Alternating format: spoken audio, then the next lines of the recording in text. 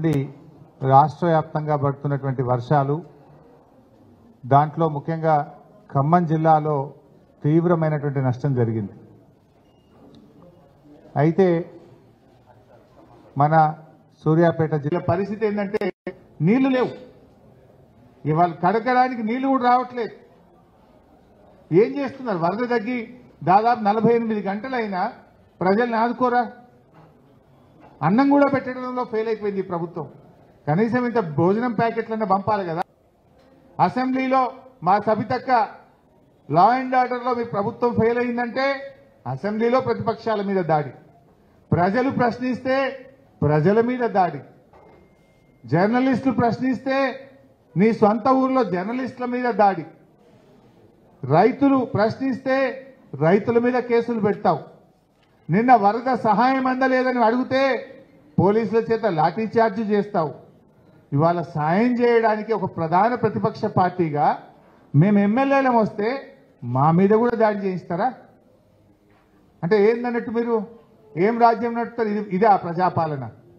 నీ ప్రజాపాలనలో ప్రజలకు మేము సాయం చేయడానికి వస్తే, ప్రజలకు మేము సహకారం ఇస్తే, ప్రజల కష్టాలు తెలుసుకునే ప్రయత్నం చేస్తే మా అజయ్ గారి కారు మీద మీరు బియ్యం ఇస్తే వండుకునే పరిస్థితి లేదు. ఇంట్లో దాదాపు ఒక అడుగు మోకాలు లోతు. మేమేం భయపడం. తెలంగాణ ఉద్యమంలో నీ తాత జేజమ్మలతో కొట్లాడిన చరిత్ర మాది. తెలంగాణ రాష్ట్రం తెచ్చిన చరిత్ర మాది.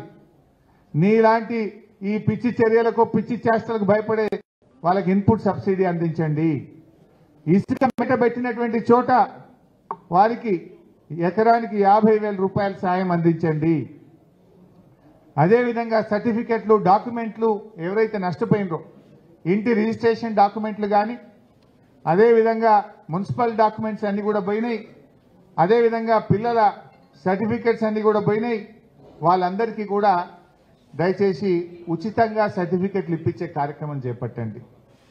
ఇళ్లలో పూర్తిగా మునిగిపోయి కట్టుబట్టలు తప్ప ఏమీ లేనటువంటి ఇండ్లు ఉన్నాయి. దాదాపు నాకు తెలిసి ఒక 3,000 ఇళ్లు ఖమ్మంలో ఉన్నట్టుగా ప్రాథమిక అంచనా, మా పార్టీ అంచనా. ఫ్రిడ్జ్లు, టీవీలు, గ్రైండర్లు, కూలర్లు, బట్టలు, బెడ్స్, బియ్యము, సమస్తం బట్టలు తప్ప ఏమీ లేవు. ప్రతి ఇల్లు 4-5 లక్షల నుంచి 10 లక్షలు నష్టపోయింది. వారికి ఇంటికి 2 లక్షల రూపాయల ఆర్థిక సహాయం అందించి ఆ కుటుంబాలను ఆదుకోవాలి, కాపాడాలని చెప్పి బీఆర్ఎస్ పార్టీ డిమాండ్ చేస్తుంది. కేసీఆర్ గారి హయాంలో గతంలో వరదలు వస్తే మా అజయ్ గారు, వీరయ్య గారు, ఉపేందర్ రెడ్డి గారు వీళ్ళందరూ ఆ రోజు రిటైనింగ్ వాల్ కట్టి దీనికి ఒక శాశ్వత పరిష్కారం కావాలని చెప్పి కోరారు. ఆ రోజు కేసీఆర్ గారు 650 కోట్లతోని 2 వైపులా 8.5 కిలోమీటర్ల రిటైనింగ్ వాల్ను శాంక్షన్ చేశారు. ఆ పనులు నత్తనడక నడుస్తున్నాయి.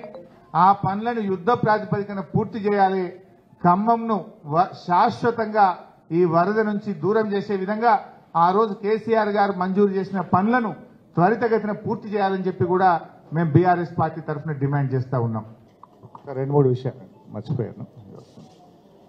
ఒకటేమో మొన్న ప్రభుత్వం ఫెయిల్ అయిపోయిన ఒక 7 వ్యక్తులు 9 ప్రాణాలు కాపాడినారు. ముఖ్యంగా వారిని అభినందించకుండా ఉండలేకపోతున్నాం.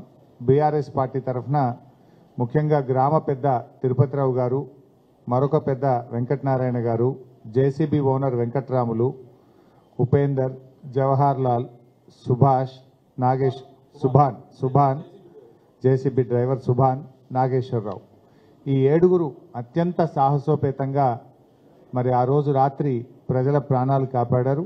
వారికి హృదయపూర్వకంగా బీఆర్ఎస్ పార్టీ అభినందనలు తెలియజేస్తూ ఉంది. వాళ్ళు ఇక్కడ ఉన్నారు, వాళ్ళకి సన్మానం కూడా చేస్తాం. ఎందుకంటే ప్రభుత్వం ఫెయిల్ అయింది. ఉదయం నుంచి సాయంత్రం దాకా అదిగో ఇదిగో హెలికాప్టర్ వస్తుందని చెప్పి హెలికాప్టర్ పంపలేకపోయినారు. చివరికి దేవుడే కాపాడాలని చేతులు ఎత్తేసినారు.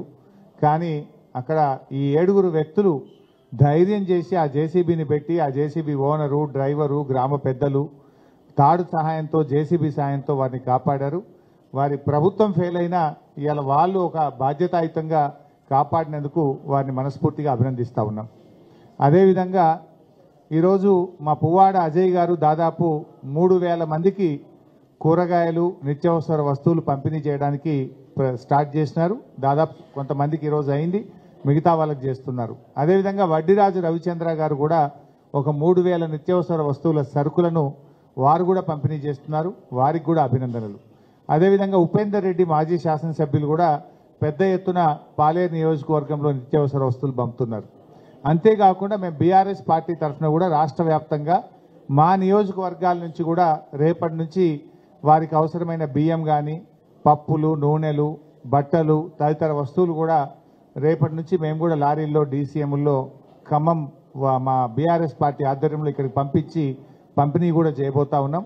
ఇప్పటికే రాష్ట్ర వ్యాప్తంగా బీఆర్ఎస్ పార్టీ కాల్ ఇచ్చింది. మొన్న మా సిద్దిపేటలో అయితే 4-5 లారీలు రెడీ అయినాయి. రేపు ఉదయం నేను జెండా ఊపి ఖమ్మంలో అజయ్ గారికి పంపిస్తాను. అట్లా అన్ని నియోజకవర్గాల నుంచి కూడా రాష్ట్ర వ్యాప్తంగా బీఆర్ఎస్ పార్టీ ఇతోధికంగా సాయం చేయబోతా ఉంది. ఆ కుటుంబాలను చూసిన తర్వాత నిజంగా కళ్ళలో నీళ్ళు వచ్చినాయి. పెద్ద ఎత్తున ఆ కుటుంబాలకు పాలేరు, ఖమ్మం ఈ ప్రాంత నియోజకవర్గ ప్రజలకు పెద్ద ఎత్తున మేము అన్ని రకాల సహాయ సహకారాలు అందిస్తాం. మా దగ్గర నుంచి కూడా ఇక్కడికి పంపించడం జరుగుతుంది. ఇకపోతే కొన్ని ఫొటోస్ ఉన్నాయి. ఈరోజు మా దగ్గర జరిగినటువంటి దాడి మీద ఫోటోలన్నీ కూడా మీకు పంపిస్తాను మీడియా మిత్రులకు. కట్టెలు పట్టుకొని పక్కనే సిఐ ఉన్నాడు, కర్రలు పట్టుకొని బండలు పట్టుకొని స్పష్టంగా దాడి చేస్తున్నారు. సిఐ, కాంగ్రెస్ గుండాలు ఇద్దరు ఆ ఫోటోలో ఉన్నారు. వీడియోస్ కూడా ఉన్నాయి, మీకు అవన్నీ కూడా షేర్ చేస్తాం. దయచేసి ప్రజలకు, మేము దానికేం భయపెట్టడం కాదు, ఈ తాటాకు చప్పులకు భయపడం, కానీ అట్లీస్ట్ ఇప్పటికైనా మా దాడి గురించి కంటే కూడా మా బాధ, మా ఆవేదన ఆ ప్రజలకు సాయం జరగాలి. ప్రతి ఇంటికి 2 లక్షల సహాయం చేయండి. చనిపోయిన వాళ్ళకి 25 లక్షలు ఇవ్వండి. సర్టిఫికెట్లు ఉచితంగా ఇప్పించండి. వాళ్ళని, పేదల్ని కాపాడండి. మిమ్మల్ని విడిచిపెట్టాం, మేము ఇంకా కొట్లాడతాం మీ మీద. ఇప్పుడు ఇది సమయం కాదని ఓపికతో ఉన్నాం. తప్పకుండా పిల్లలకు బుక్స్ కూడా పోయినాయి మొత్తం. కొత్తగా మళ్ళీ పాఠ్యపుస్తకాలు ఇవ్వండి, నోట్ బుక్స్ ఇవ్వండి, సర్టిఫికెట్స్ ఇవ్వండి. ఆ కుటుంబాలను ఆదుకోండి. ఇప్పటికీ మంచినీళ్ళు పోలేదు, ఇప్పటికీ కరెంటు పోలేదు. మీరు ఫెయిల్ అయిపోయింది. కనీసం ఇప్పటికైనా కళ్ళు తెరిచి మా మీద దాడితో ఏమొస్తుంది? ప్రజలకు సేవ చేయండి, ప్రజలకు మేలు చేయండి. మిమ్మల్ని నమ్మి 9 సీట్లు గెలిపిస్తే ఖమ్మం ప్రజలకు దారుణంగా ఇలా మీరు అన్యాయానికి గురి చేసిండ్రు, నష్టానికి గురి చేసిండ్రు. It's total failure of the government. ఇలా కొద్దిగా మీరు జాగ్రత్త పడి ఉంటే, ముందస్తుగా మీరు సౌండ్ సిస్టమ్ పెట్టి ప్రజల్ని అలర్ట్ చేసి ఉంటే ప్రాణాలు కాపాడగలిగేది, ఆస్తి నష్టాన్ని నివారించే అవకాశం ఉండే. కానీ ఇక్కడ గవర్నమెంట్ యొక్క ఫెయిల్యూర్ అనేది చాలా స్పష్టంగా కనబడుతుంది. జరిగింది. ఇప్పుడైనా కళ్ళు తెరవండి, ఆ ప్రజల్ని కాపాడండి.